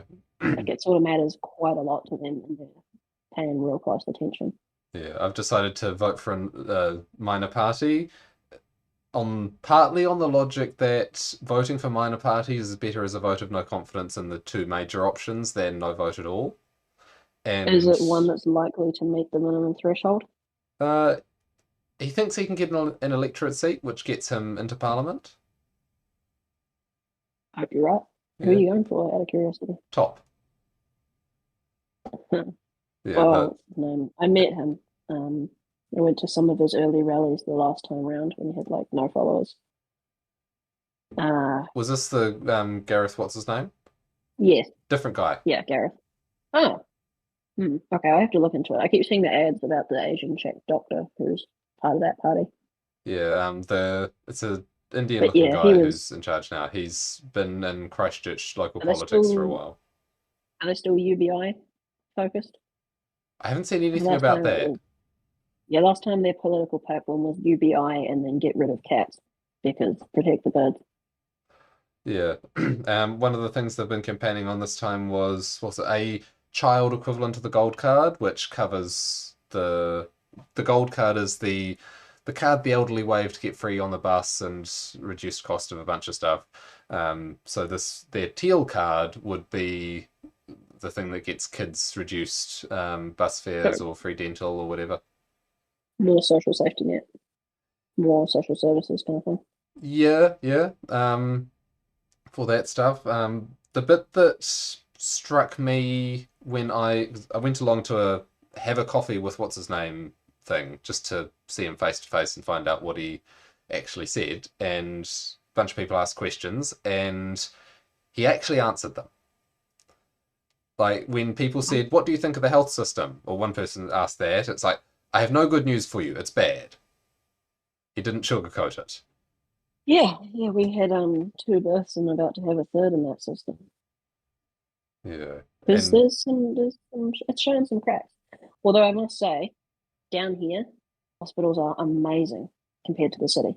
mm, Christchurch was miserable, really bad. Dunedin and Invercargill down here are real nice.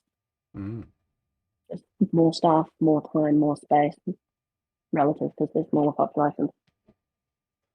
It's made a big deal of difference for some reason. yeah, Oh well, well, if it's a vote based on this person seems genuine, then yeah, I can get that.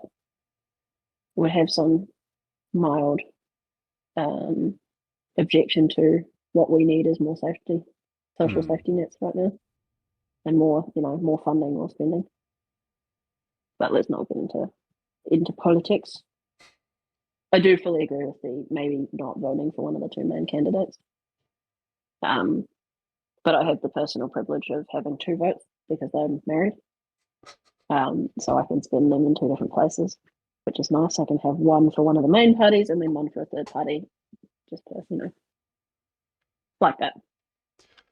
it's interesting. I had to leapfrog or segue using that. I had a conversation with the mutual friend that we met through Mm. about her feelings on the what would you say strong man dynamic because I wanted to get more than just your opinion because you're not a It should be woman. an interesting one to ask, that's for sure. Yeah, that's what I thought, and I couched it a little cautiously, but got the question out there in its basic form. And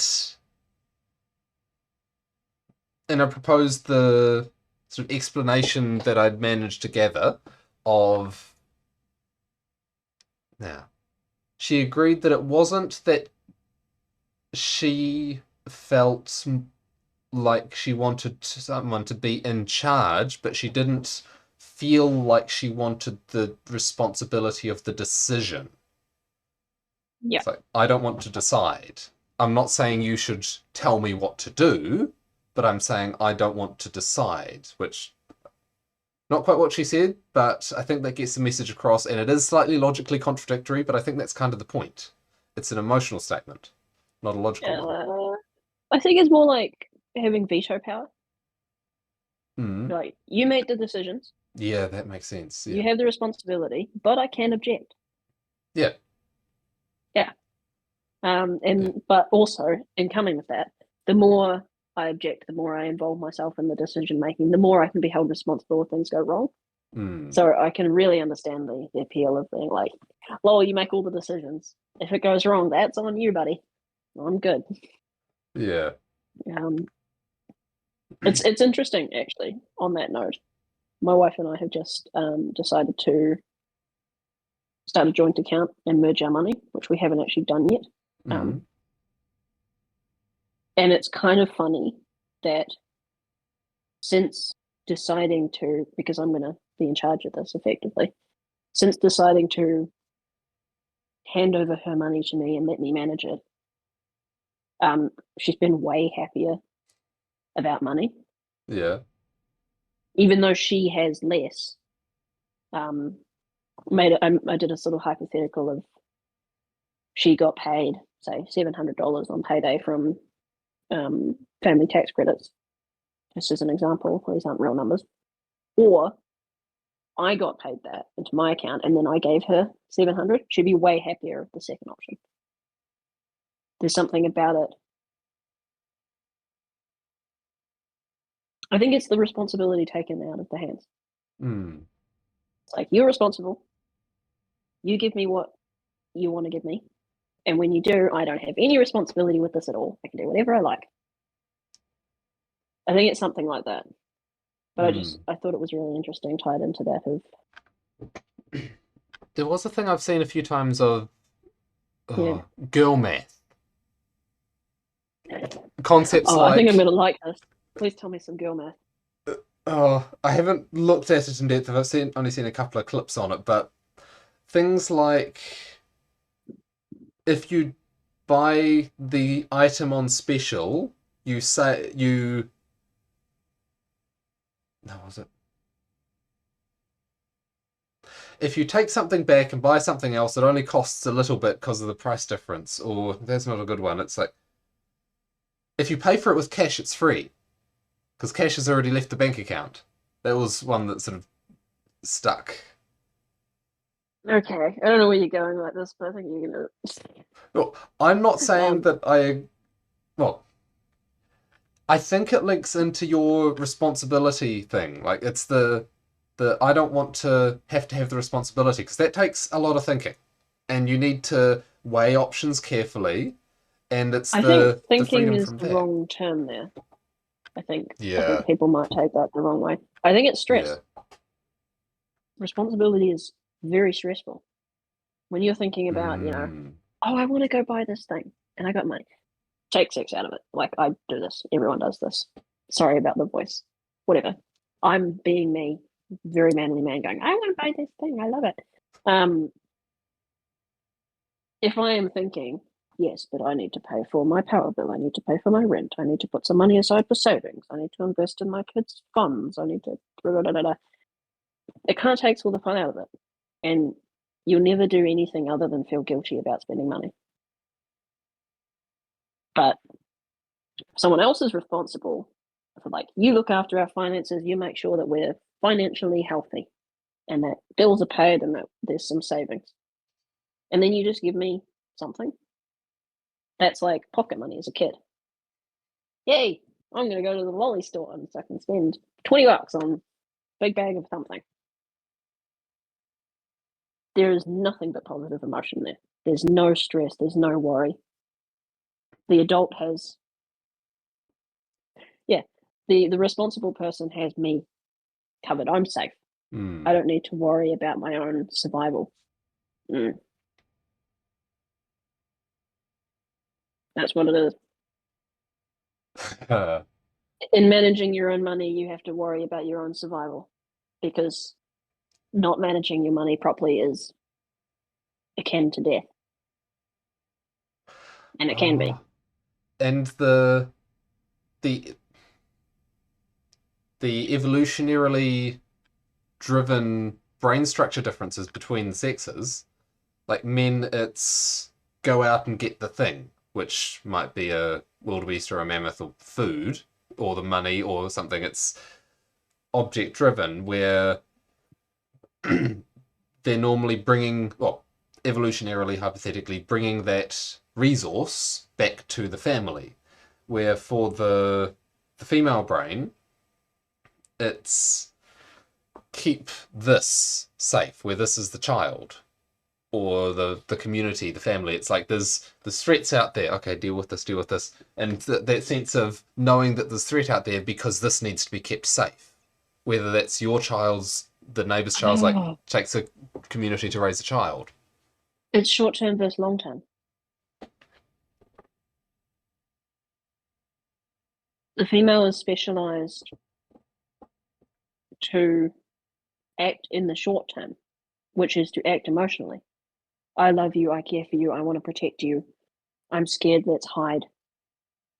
I'm angry, let's have a go at the husband. Whereas men, it's long term. We need to make sure that we have enough food to get through the winter. And man goes and gets the thing, food, in the old times, or money now, but doesn't just give it. I think that even back then, man marshaled the resource. We only have so much of this resource and we need to make it last this amount of time. So you can have this much now. And she might go, oh, I need more. And he goes, okay, do this, but I'll go for an extra hunt tomorrow, whatever. And then in that scenario, a female receives and goes, yay, I'm happy, I have food. Okay, give food to child. Yes, child's happy. This isn't to say that one's more important or lesser than the other. I think due to the modern feminist propaganda, which says that all things that are female are bad and inferior to male, which is what the feminists say, not us. Just leaving that aside, we have a cultural notion that when someone says a person is emotional, they mean that's bad. That's not, that it's just different, right? Logic and emotion are separate things. One is not more important than the other. They're different optimization machines. I mean, we evolved. Do you think we evolved a bad adaptation and a good adaptation at the same time and we kept both of them? That's not how it works. We have both because they're both equally valuable. Different skills at different times.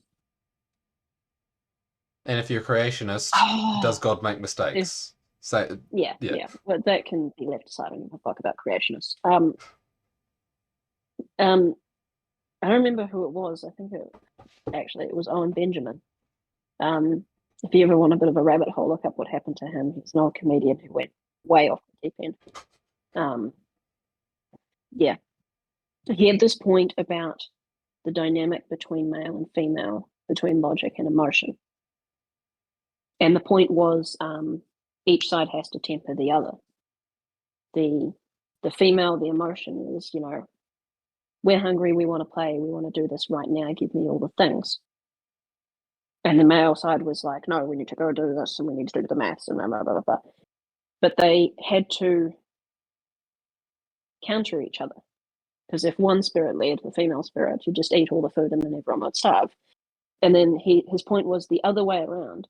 If you don't have the female emotion, which is going, hey, that's unfair, hey, that's wrong, don't hurt the kid, protecting and going after the man and restricting him, you end up at eugenics, where the men are going, we need to sacrifice 10,000 children to ensure the future of the society.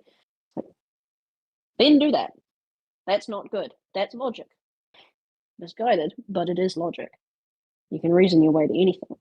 And it's in those situations that the women save the day by saying, like, oh no, don't hurt the kids. Just because they're different doesn't mean one is superior to the other.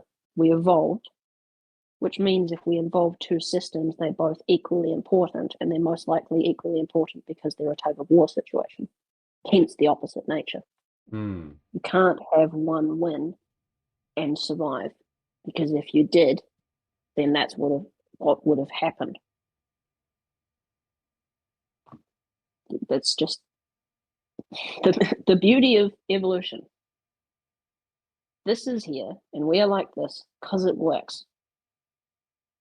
You know, saying that it's horrible and evil is probably not very helpful because it works.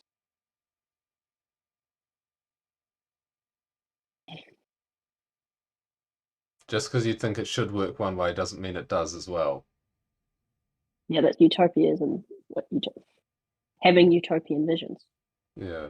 If only humanity was the way that I wish it was and could imagine it was and would reshape it into my vision if I could, then things would be perfect and peaceful forever. That's not just humanity, Sorry. that's the world. That's the natural world. Like, oh, we made Roundup Ready corn, so you can spray Roundup on your field and the weeds will all die, and then the weeds evolve resistance, and suddenly you're pouring more Roundup on it than you ever were before, and yeah. It's quite funny being a farmer now, just because you said that. I grew up with very happy people and they wouldn't shut up about the whole Roundup causes cancer stuff. Hmm. And then like I came to work on the farm and one day the boss was like, awesome, we need to go spray some weeds. And he's like, boom, big jug of Roundup. There's glyphosate, that's glyphosate. Oh shit. It's like right there in front of me. It's just sort of a weird moment of like, oh, it's all big and scary when it's out there, and in front of you, it's big and scary too. But just the reality of, oh, that's interesting. When you live in the city, you have this idea that everything is, can be, and should be happy, peaceful, and safe.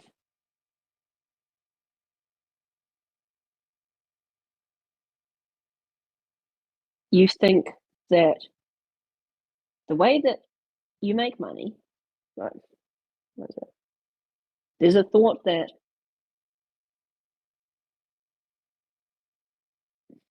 all jobs should be safe, that to have some kind of job where you do a thing that is dangerous should be illegal. Hmm. That, workers should be protected and all of this kind of good union stuff. And like, I get that. Don't get me wrong, but when you come out of the protected environment, which is what a city is, and you come and do something difficult, you realize, like, oh, this is actually dangerous. There's actual danger in this work, and it needs to be done. And that's the key realization that I think a lot of people in the city don't get is like, not all work is safe. You're very lucky to have work that is safe and lives that are safe. But someone has to do the work that's not safe because it damn well needs to be done. Mm. Otherwise, we don't, eat or have heating. Yeah. And it's all well and good to try and protect and coddle people. But at the end of the day, the world isn't your preschool playground. Mm. I had some There's conversations about you're going to idiot get cuts and proofing. bruises. Yeah. So if you have Yeah, a it's nanny machine, state. well, not even the nanny state, like if you design all your machinery to be idiot proof, right? And in this context, that means that it will work or at least not break basically no matter how stupid you are. Or Yeah, you to a can't the put your greatest arm in degree. it. Yeah. So you put guards there, you have various things to switch it off. Okay, there's utility there because we don't want arms being lost, definitely. At the same time, if you buffer off as much potential for any sort of failure as possible, then everyone gets used to being clumsy in a Mm, sense, and they yeah, don't. I don't have to be careful because the world's safe. Yeah, yeah. Whereas if you build a machine that sort of Linux versus Windows. Windows You say, do the thing happens, basically. And sometimes like, do the thing, you slow machine. Linux, it's like, okay, stuff's not happening. How do I make it work? You got to go Googling. It's like, okay, it might be this package. Huh? Okay, this person says reinstall this. Okay, get that code and put it in. And on even with surface level understanding, you can work it out, but you need to go tinkering. It's not idiot proof. Mm. You can screw it up. Like there's one line of code which basically means delete hard disk. And you can put it in. You put in your password, everything Yeah. is gone. There's no idiot proof way of making a terminal. Yeah. Like you can't make that easy to use. It's just not what it's for. It's not how it works, and it never was. Hmm. You know, regardless of operating system. Like I installed a bunch of stuff through mine on a Windows machine recently. Fuck, it's a pain in the ass. Hmm. You know, I'm looking through directories and thinking, do I have this library installed? No, I have to go get the source. Okay, I have to build from source. Yeah. Um, just realize how much that might sound like absolute nonsense to some people. Hmm. Yeah. We had a similar thing at work with what was it? Here is the profile that we want to cut out. Here is the shape that I want your machine to cut out of this flat piece of steel. This curve is defined by this equation. Please cut it for us. It came out like 4 points and straight lines between them. It's like, you could have done 1,000,000 points and give it a perfect curve. Yeah. And Yeah. it's you don't need to be careful because normally it's drag and drop. Program cut this shape. We're at work, we're doing it in pencil and paper, so they actually have to think. And then they'll deliver it and we'll say, that's not the shape on the drawing, try again. And then we'll pay you. Because we paid for the drawing for you to do that. There's something nice about having work where there's real consequences for mistakes. Hmm. Like it was very stressful. My first little while here, first year, it felt almost too much because it's not something I was ever used to. But like when I made a mistake, things were actually wrong, and then we had to go and fix them, which Yeah. took time and effort and was always a pain in the ass. Yeah. You know, like I've had a cow on the road before. This one I'm referencing wasn't my fault, and it was not only was it out the paddock and along the road, it was over a small bridge at a T junction, not a T junction, whatever you call a complete crossroads. Intersection? Yeah. 4 roads. Yeah, yeah, by the bridge. So I had to find a way to have it come back and over the bridge and not round any of the other roads, which it doesn't want to go over a bridge because it's the cows. It senses that that's height and danger and might collapse or whatever. And there's a lot of situations like that in farming. And what are you gonna call someone and be like, I can't do it? Well, you have to. What are we gonna do? Leave it there? At a certain time, there's no one to call. You have to fix the problem. Hmm. There's something, I don't know what it is. There's something nice about that. Of if you can fuck up in your job and not be worried about it, then your job doesn't matter.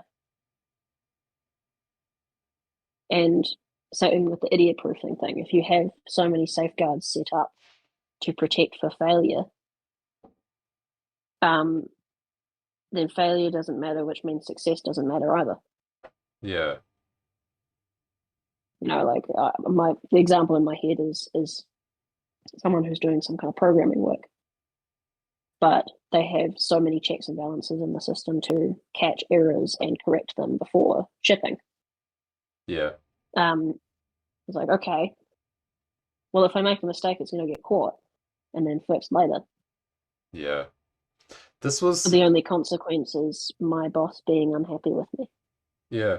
This was a conversation very similar that I had at work about the fact that the boss had decided to do hand drawings instead of CAD. And if you're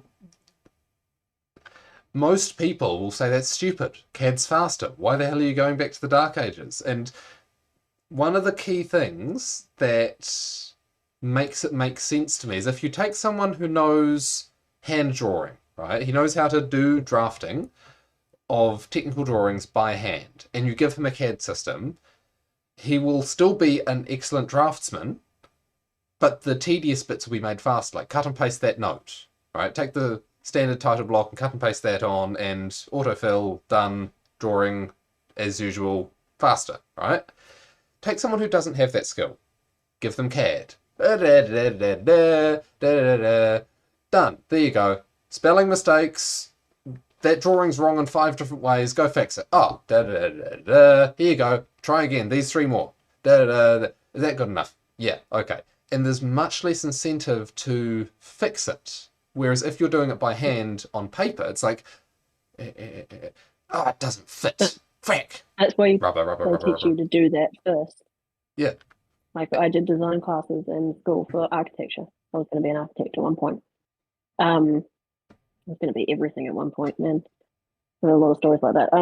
But yeah, the process always started on paper. You had to do paper drawings first, and when you got something wrong in your cross section or whatever, boy, was that a pain in the ass because it was pencil and Yeah. eraser and rulers, and it's like, boy, I need a whole new sheet. I have to redo this whole fucking drawing.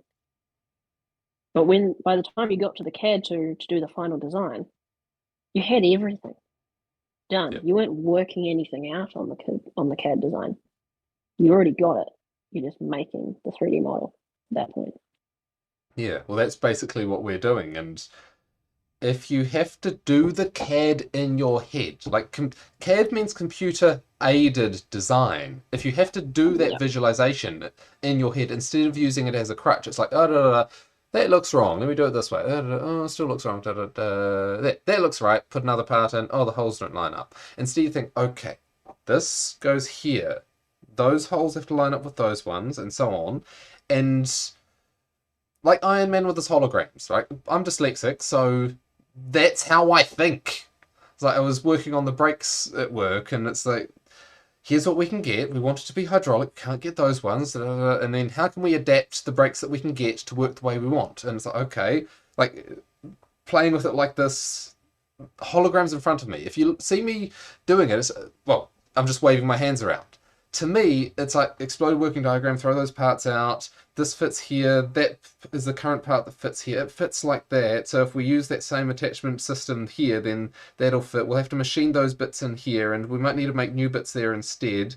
We've got to get the length there right. And like Tesla designed, he is quoted as saying that he designed his machines in his head down to the nut and bolt before he built them.